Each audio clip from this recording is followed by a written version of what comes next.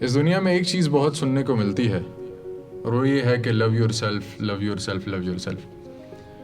لیکن ہم لوگ یہ نہیں سمجھ پاتے کہ خود سے پیار کرنے کے لیے یا کسی سے پیار کرنے کے لیے آپ کو جو چیز پہلی چیز چاہیے ہوتی ہے وہ ہے ایکسیپٹنس.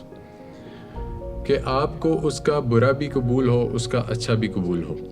اور آپ جن چیزوں کو دیکھیں گے وہ زیادہ تر اچھائیوں کو دیکھیں گے. آپ کو جو چیز اچھی لگتی ہے آپ اس کی اچھائیاں دیکھتے ہیں، آپ اس کی برائیاں نہیں دیکھتے زیادہ. جس طرح وہ واصف علی واصف صاحب ایک محفل میں بیٹھے تھے تو انہوں نے فرمایا کہ اگر آپ لاہور شہر میں نکلیں اور یہ سوچ کے نکلیں گھر سے کہ آپ نے صرف سفید گاڑیاں دیکھنی ہیں تو آپ کو صرف سفید گاڑیاں نظر آئیں گی. تو جب آپ کسی انسان میں صرف اچھائی ڈھونڈیں گے تو آپ کو اچھائی نظر آئے گی. اگر آپ اس میں برائیاں ڈھونڈیں گے تو آپ کو برائیاں نظر آئیں گی. تو آپ اپنے آپ سے پیار کرنے کے لیے بھی آپ کو چاہیے کہ آپ اپنی اچھائیاں دیکھیں. آپ یہ نہ دیکھیں کہ آپ میں برائی کیا کیا ہے. دیکھیں ضرور اس کو اگر آپ اچھا کر سکتے ہیں، لیکن اتنا اس کو ہائی لائٹ نہ کریں کہ آپ کو خود سے نفرت ہو جائے. تو اس بات کو آگے بڑھانے کے لیے آج ہمارے ساتھ موجود ہیں عمر ایس گھومن، اور یہ ایک براڈ کاسٹر ہیں. تو ان سے جانیں گے کہ ان کے کیا ویوز ہیں اس پہ کہ خود کی ایکسیپٹنس اپنے سکون کے لیے اور اپنے آپ سے محبت کرنے کے لیے کتنا ضروری ہے. جی سر. جی، سب سے پہلے تو بہت بہت شکریہ کہ آپ نے مجھے اس موضوع پہ بات کرنے کے لیے موقع دیا. اور دوسری بات میں آپ کو یہ کہنا چاہوں گا کہ ہماری یہ گفتگو جتنی دیر کی بھی ہو، چاہے وہ 5 منٹ کی ہے، 10 منٹ کی ہے یا آدھے گھنٹے کی ہے، تو ایک چیز جو میں نے بھی اپنے مائنڈ میں رکھنی ہے اور آپ نے بھی اپنے مائنڈ میں رکھنی ہے اور ہمارے سننے والوں کے لیے بھی یہ میں بات کہنا چاہوں گا کہ میں کوئی موٹیویشنل اسپیکر نہیں، میں کوئی امن کا پیغام لے کر مختلف سیمینارز پہ بات نہیں کرتا، یا میں یہ نہیں کہتا کہ میں ایک بہت اچھا انسان ہوں اور میرے سے لوگوں کو سیکھنا چاہیے. عمومی طور پہ ہم اس طرح کی ویڈیوز دیکھتے ہیں جہاں پہ لوگ لیکچرز دے رہے ہوتے ہیں، یا ایک ذرا سلینگ سے لفظ استعمال کروں تو ہر شخص جو ہے وہ اس حوالے سے بھاشن دیتا ہوا دیتا ہے. سو میں کسی قسم کا کوئی بھاشن نہیں دیتا. خود کو بہتر کرنے کے لیے کچھ رولز ہیں جن کو میں بار بار ریوائز کرتا ہوں. کبھی ان میں کامیاب ہو جاتا ہوں اور کبھی ان میں کامیاب نہیں ہوتا. سو میں یہ نہیں کہتا کہ جو باتیں میں کہوں گا یا جو بات میں کہنا چاہ رہا ہوں وہ بالکل درست ہے اور دوسرے بندے کو بھی اسی کو فالو کرنا چاہیے، کیونکہ زندگی بہتر کرنے کے لیے، بہتر زندگی گزارنے کے لیے کوئی ہارڈ اینڈ فاسٹ رول کی ضرورت نہیں ہوتی. 2+2 4 نہیں ہو سکتا کہ کوئی ایکسپیرینس میرا ہے تو آپ کا ایکسپیرینس اس طرح کا نہ ہو، اور ایسا ممکن نہیں ہے کہ اگر آپ کی سوچ مجھ سے مختلف ہے تو آپ غلط انسان ہیں، یا میری سوچ آپ سے مختلف ہے تو میں غلط انسان ہوں. کبھی کبھی ڈفرینس آف اوپینین کی وجہ سے ہم اگلے بندے کی پوری پرسنالٹی کو 0 سے ملٹیپلائی کرتے ہیں. سو جس طرح آپ نے کہا کہ انر پیس کے لیے سب سے اہم بات کیا ضروری ہے، تو 2-4 سال پہلے اسلام آباد میں ایک بڑا سیمینار تھا. وہاں پہ ایک سیلیبریٹی سے میری ملاقات ہوئی. میں نام نہیں لوں گا، کچھ لوگوں کو وہ پسند ہوں گے، کچھ لوگوں کو وہ نہیں پسند. ایسا نہیں ہے کہ وہ غلط انسان ہے، کہ کچھ لوگوں کو مثال کے طور پہ کچھ لوگوں کو شاہ رخ خان پسند ہے اور کچھ لوگوں کو شاہ رخ خان پسند نہیں ہے. سو اسی طرح وہ سیلیبریٹی سے مجھے بہت کچھ سیکھنے کو ملا. انہوں نے ایک ایسی بات کہی جو میرے دل میں گھر کر گئی، اور ہر دوسرے چوتھے دن مجھے وہ بات یاد آتی ہے. وہ بات کیا تھی؟ وہ بات اس طرح سے تھی کہ اسی طرح کسی سے ان سے سوال ہوا کہ بہتر زندگی گزارنے کے لیے، سکون والی زندگی گزارنے کے لیے انسان کو کیا کرنا چاہیے. تو انہوں نے کہا کہ سکون کی زندگی گزارنے کے لیے سب سے پہلے ہمیں یہ بات سوچنی چاہیے کہ اس دنیا میں اللہ تعالیٰ نے ہمیں آزمائش کے لیے بھیجا ہے. اگر آپ امیر گھر میں پیدا ہوئے ہیں تو دولت آپ کی آزمائش ہے.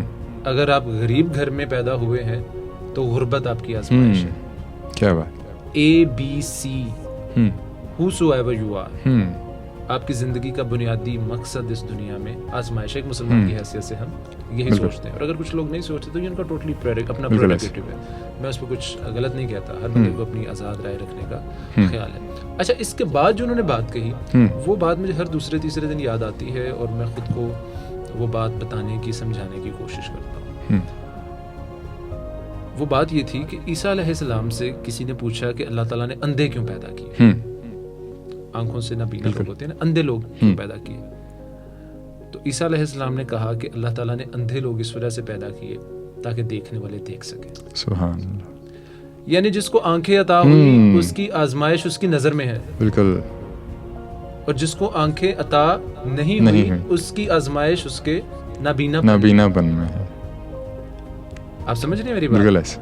تو میں خود کو بہتر کرنے کے لیے اپنے اندر پیس پیدا کرنے کے لیے ہمیشہ یہ بات ریوائز کرتا رہتا ہوں. ریوائز کرنے سے کیا ہوتا ہے کہ مثال کے طور پہ ہم کسی اچھی محفل میں، مثال کے طور پہ ہم رمضان المبارک میں باقاعدہ طور پہ مسجد میں جاتے ہیں، ہم اچھی باتیں سنتے ہیں، تو ان اچھی باتوں کا اثر ہم پہ کچھ دن کم از کم ضرور رہتا ہے. بالکل ٹھیک ہے. اور جو لوگ مسلسل مسجد جاتے رہتے ہیں، اچھے لوگوں سے ملتے ہیں، باقاعدہ طور پر واعظ سنتے ہیں، ان کی زندگی بڑی ایک ہم کہہ سکتے ہیں کہ مذہب کے قریب زندگی ہوتی ہے. آئیڈیل مسلمان تو وہ بھی نہیں اچھا ہوتے ہیں، لیکن کم از کم بہتر ہوتی ہوگی.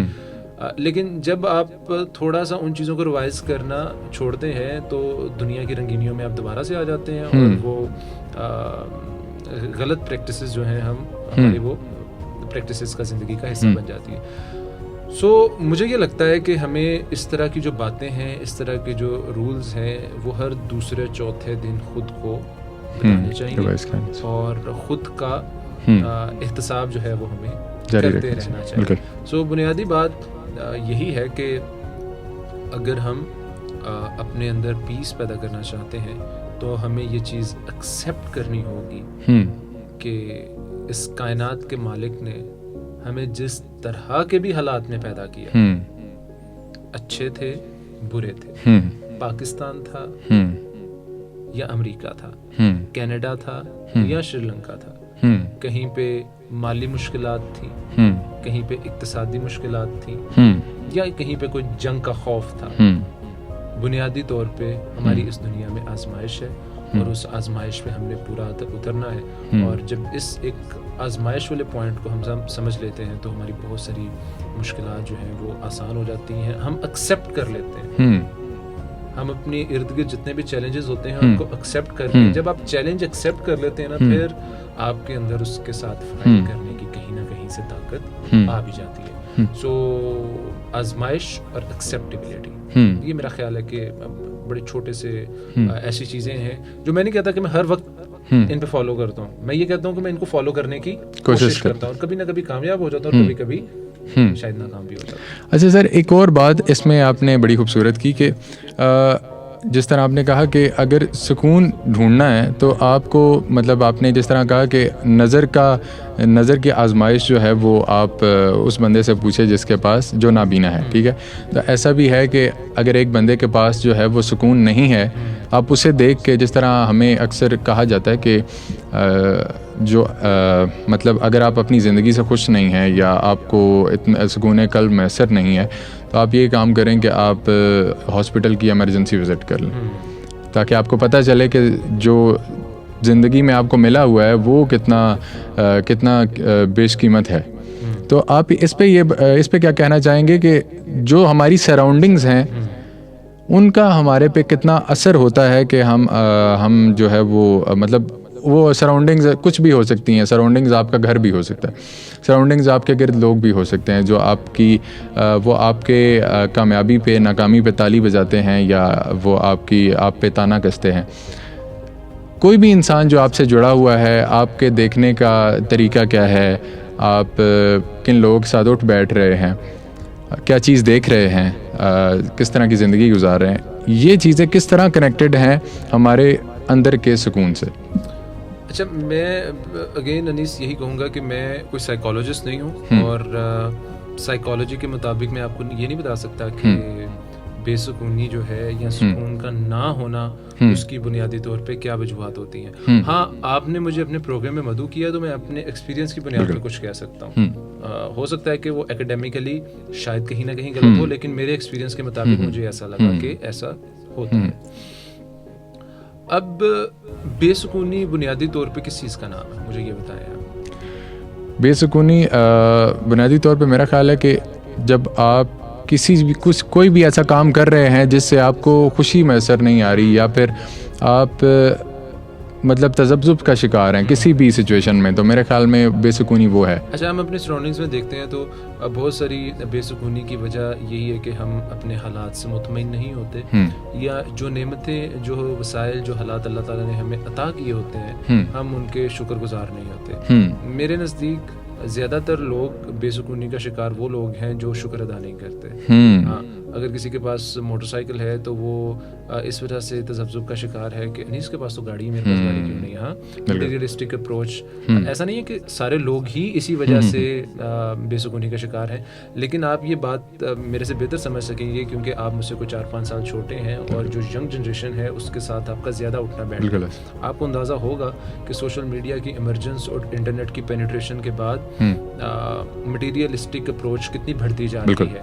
ہم 50 تصویریں بناتے ہیں، ان میں سے ایک تصویر ایسی ہوتی ہے جس میں ہم خوبصورت لگ رہے ہوتے ہیں، جس میں ہم نے شاید کسی سے مانگ کے جیکٹ پہنی ہوتی ہے، اپنے والد کی گھڑی پہنی ہوتی ہے، کسی کی گاڑی مانگ کے لائے ہوتے ہیں. لیکن جب اس کو 150-200 لوگ فیس بک پہ دیکھتے ہیں، انسٹاگرام پہ دیکھتے ہیں، تو وہ آپ کی اس مٹیریلسٹک ڈسپلے سے خوش تو شاید بہت کم لوگ ہوتے ہوں، لیکن اپنے اندر ایک جلن یا کہیں نہ کہیں حسد تو پیسہ ساروں میں نہیں لیکن بہت ساروں میں ہوتا ہے. تو اس وجہ سے پھر ہم میں یہ بے سکونی پیدا ہوتی ہے کہ اچھا اس کے پاس یہ چیزیں ہیں تو میرے پاس یہ چیزیں نہیں ہیں. سو ایک قسم تو یہ ہو گئی کہ مٹیریلسٹک اپروچ کی وجہ سے بھی بے سکونی پیدا ہوتی ہے. پھر کچھ لوگ ایسے ہوتے ہیں جن کے بچپن میں یا کچھ زندگی میں اس طرح کے سماجی حالات چل رہے ہوتے ہیں یا کچھ اس طرح کے بیڈ ایکسپیرینسز ہوتے ہیں جو وہ کسی کو بتا نہیں سکتے.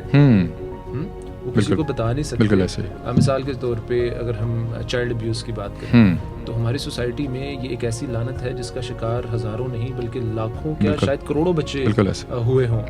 تو ہو سکتا ہے کہ وہ بچپن کی وہ تلخ یادیں جو ہیں وہ آپ کو ساری زندگی ہانٹ کرتی رہیں، اور ان میں سے کچھ ایسے ایکسپیرینس بھی ہو سکتے ہیں جو شاید آپ کسی کے ساتھ کیا خود بھی نہیں شیئر کر پائیں اپنے ساتھ. آپ ان کو ریوائز نہیں کرنا چاہتے نا. تو وہ کیا ہوتا ہے کہ جب آپ ان چیزوں کو ایکسپریس نہیں کر رہے ہوتے اور اندر ہی اندر کہیں نہ کہیں بے سکونی کو وہ جنم دے رہے ہوتے ہیں، آپ کا انٹرنل پیس جو ہے اس کو وہ ڈسٹرب کر رہے ہوتے ہیں. سو اس کا بہتر حل یہی ہے کہ اپنے حالات کو سمجھتے ہوئے کسی بھی طریقے سے اس کو فکس کرنے کی کوشش کی جائے، اس کی بجائے کہ ان معاملات کو اگنور کیا جائے. اب وہ فکس کیسے کرنے ہیں وہ مجھے لگتا ہے کہ ہر شخص کا پرسن ٹو پرسن ویری کرتا ہے. اس کا کوئی 2+2=4 والا فارمولا نہیں ہے. مثال کے طور پہ اگر آپ سائیکالوجسٹ سے رجوع کرنا چاہتے ہیں، ہم نے باہر کے ملکوں میں دیکھا لوگ کنفیشن کرتے ہیں چرچز میں جا کے.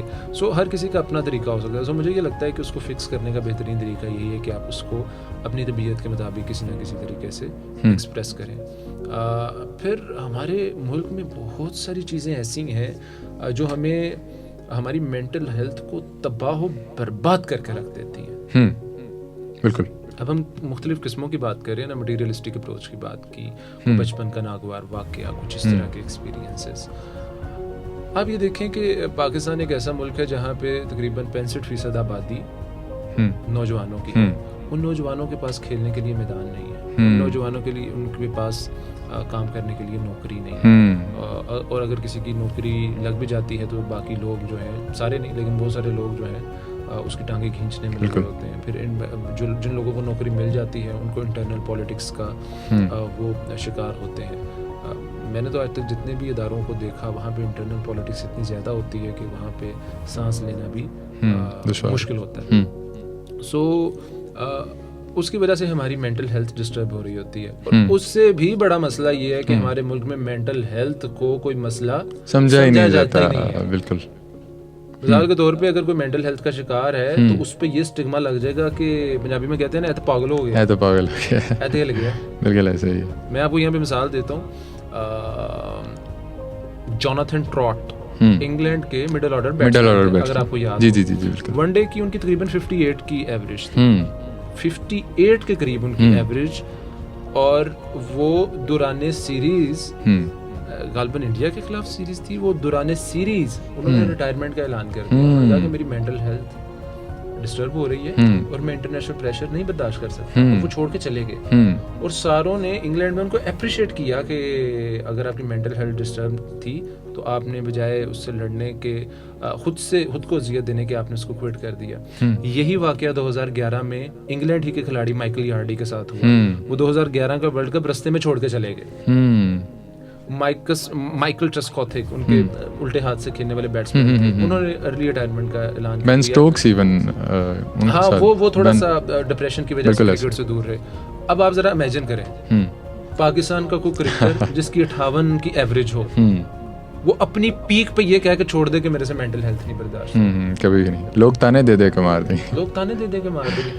تو ہمیں اس چیز کا پتہ ہی نہیں ہے. سو ان امپلائمنٹ, غربت, یہ ساری چیزیں جو ہیں یہ آپ کی مینٹل ہیلتھ کو تباہ و برباد کر دیتی ہیں. اور مینٹل ہیلتھ جب آپ کی ڈسٹرب ہے تو اس کا مطلب ہے کہ آپ کے پاس پیس نہیں ہے. لیکن اگین گھوم پھر کے بات وہیں پہ آتی ہے کہ کیا اس غربت کے باوجود اس ملک میں غریب گھروں کے لڑکوں نے کروڑوں روپے نہیں کمائے؟ کیا وہ اربوں پتی نہیں بنے؟ کیا غریب گھروں کے لڑکے سپر سٹار یا بچیاں سپر سٹارز نہیں بنے؟ کیا وہ بڑے بزنس ٹائکون نہیں بنے؟ اگر غربت ہی سب سے بڑا مسئلہ ہے, مشکل حالات ہی سب سے بڑا مسئلہ ہے, تو پھر وہ تو پھر ساروں کے لیے ہے نا. کہیں نہ کہیں قسمت کا عمل دخل بھی ہوگا. میں یہ نہیں ایسا کہتا کہ ہر شخص جو ہے وہ, لیکن وہ بل گیٹس کی وہ آپ نے بڑی مشہور لائن سنی ہوگی نا کہ اگر آپ اس دنیا میں غریب پیدا ہوتے ہیں تو اس میں آپ کا کوئی قصور نہیں, لیکن آپ غریب مر رہے ہیں تو آپ کا قصور تو ہے. سو یہ بڑا کمپلیکس مطلب ٹاپک ہے جس پہ بڑی سبجیکٹو گفتگو ہو سکتی ہے, جس کو ہم بالکل کسی میتھس کے فارمولے کے ذریعے ایکسپلین نہیں کر سکتے. اوور آل میں جتنی بھی بات کی اس کا میں یہ سمجھتا ہوں کہ نتیجہ میں خود نکالوں تو وہ یہی ہے کہ ہمیں اپنا احتساب کرتا رہنا چاہیے. دوسرا کہ آپ کو حالات پیدا ملے ہیں ان حالات سے فائٹ کرنی چاہیے. ایسا نہیں ہے کہ آپ میرے انٹرویو اس وجہ سے کر رہے ہیں کہ مجھے زندگی میں 1000 چیلنج ملے اور میں نے 1000 کے 1000 چیلنجز کو ہرا دیا. ایسا ہو نہیں سکتا کیونکہ یہ انسان کی جبلت میں شامل ہے. آپ ہر مرتبہ تو نہیں جی سکتے. میں کوئی آئیڈیل انسان نہیں ہوں, لیکن میں آپ کو یہ کہہ رہا ہوں کہ کچھ فارمولاز ایسے ہیں جن کا بھی میں نے ذکر کیا, میں ان کو امپلیمنٹ کرنے کی کوشش کرتا ہوں اور پازیٹیو رزلٹ نکالنے کی کوشش کرتا ہوں. اور اگر کچھ نہیں ہوتا تو پھر وہ آپ قسمت سے تو نہیں لڑ سکتے. سر ایک چیز اور, اچھا یہ بڑا ہمارے ہاں نا, ہمارے ملک میں جب بھی کسی کو کہا جائے کہ یار آپ دین کے قریب ہو جاؤ, آپ اللہ کے قریب ہو جاؤ, اگر آپ کو سکون نہیں میسر تو آپ اللہ کے قریب ہو جاؤ, تو وہ اس بات کو ایسے اگنور کرتے ہیں کہ یار یہ تو ہر کوئی کہہ دیتا ہے. لیکن میرے خیال میں یہ بہت اہم چیز ہے. وہ ایک علی زریون کا بڑا پیارا شعر ہے, وہ لکھتا ہے کہ خوش بخت ہو کہ ایک دلاسا تو ہے تمہیں, اور وہ کہ جس کے پاس خدا ہی کوئی نہیں. تو آپ کے پاس یہ ایک, کم سے کم آپ کے پاس سارے چلے گئے ہیں تو آپ کے پاس رونے کے لیے ایک در تو موجود ہے. تو یہ ایک بڑی, اور ایون کہ میں پچھلے دنوں 14 اگست چل رہا تھا تو وہ ٹرانسمیشن وغیرہ ہو رہی تھیں جہاں پر میں کام وغیرہ کرتا ہوں, تو میں 13-14 دن لگاتار کام کرتا رہا ایون بغیر بریک لیے. تو وہ میں مطلب ایک بڑا پینک سچویشن آ گئی میرے لیے ایک ٹائم میں آ کے کہ یار یہ میرے ساتھ کیا ہو رہا ہے, مطلب مجھے سمجھ نہیں آ رہی میں کس وقت اٹھ رہا ہوں, کس وقت کھا رہا ہوں, کس وقت پی رہا ہوں. تو پھر میں نے بیٹھا, میں نے سوچا, میں نے خود کا احتساب, جس طرح آپ نے کہا خود کا احتساب کریں, میں نے خود کا احتساب کیا تو مجھے پتہ چلا کہ یار آج کل میں نماز وغیرہ نہیں پڑھ رہا. تو میں نے اگلے دن پڑھنا شروع کی, تو 1-2 دن میں مجھے اس کے ریزلٹس ملنا شروع ہو گئے کہ یار دیکھیں کتنی خوبصورت بات ہے نا کہ آپ فجر پڑھتے ہیں, فجر سے لے کے ظہر تک وہ ایک کتنا اسکیجول کتنا خوبصورتی سے مینٹین ہو جاتا ہے. ہم نے ابھی پوڈ کاسٹ بھی کرنی تھی تو ہم نے کہا ظہر کی نماز کے بعد کر لیں گے. مطلب وہ کتنا ایک اسلام کا ایک چیز ہے کہ آپ خوبصورتی سے چیزوں کو شیڈول کر سکتے ہیں. آپ اس پہ کیا کہیں گے کہ اسلام کا آپ کی زندگی میں ہونا یا آپ کا اللہ کے قریب ہونا, کریٹر کے قریب ہونا, یہ کتنا ضروری ہے اپنے سکون کے لیے؟ آپ مجھے یہ بتائیں کہ جب آپ پوڈ کاسٹ کرتے ہیں یا اپنی پروفیشنل زندگی میں کوئی بھی اسائنمنٹ کرتے ہیں یا پیپر دینے کے بعد اچھے رزلٹ آتے ہیں تو آپ کو کیسا فیل ہوتا ہے؟ بہت اچھا لگتا ہے. بہت اچھا. آپ کو اس وجہ سے فیل ہوتا ہے کہ آپ کو ایک سینس آف اچیومنٹ آتی ہے. بالکل ٹھیک ہے. جب آپ عبادت کرتے ہیں تو مجھے ایسا لگتا ہے کہ ہمیں ایک دلی سکون یہ ملتا ہے کہ میں قدرت کے قریب, بالکل اس کائنات کا جو مالک ہے اس کے قریب ہوں.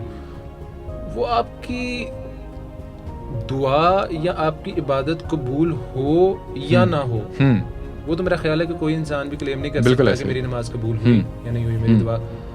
لیکن بے شک آپ کی جو مجھے لگتا ہے کہ دعا نہیں بھی قبول ہو رہی یا نماز نہیں بھی قبول ہو رہی, اس کو ادا کرنے کے بعد بھی آپ کے دل کے اندر ایک سکون پیدا ہوتا ہے. وہ سینس آف اچیومنٹ جو ہے نا, اسی طرح ایک سینس ہے جو ہمیں یہ چیز باور کرواتی ہے کہ ہم قدرت کے قریب ہیں.